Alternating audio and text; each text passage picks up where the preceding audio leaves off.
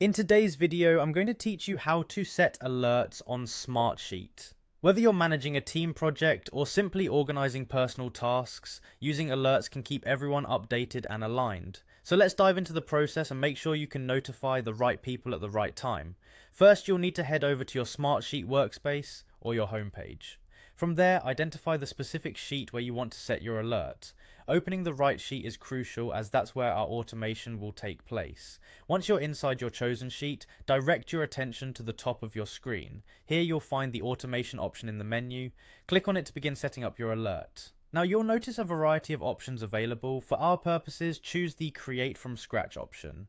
This allows us to fully customize the alert to suit our needs without any preset limitations. With our blank canvas ready, it's time to choose a trigger for the alert.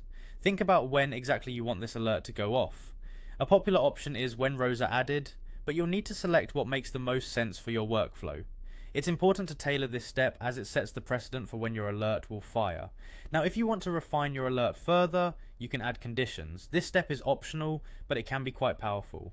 Using filters can narrow down the circumstances under which your alert is triggered. For instance, you might only want the alert to activate when a specific condition is met, such as when the status field is marked as high priority.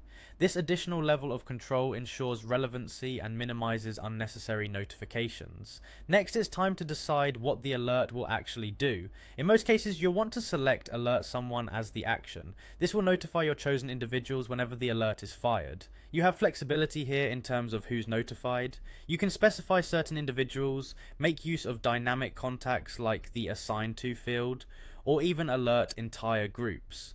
This adaptability is key in making sure your notifications reach the appropriate parties.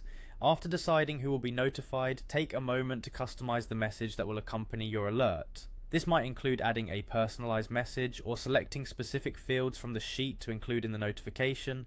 Doing so can provide clearer context to those receiving the alert, aiding in swift responses and action.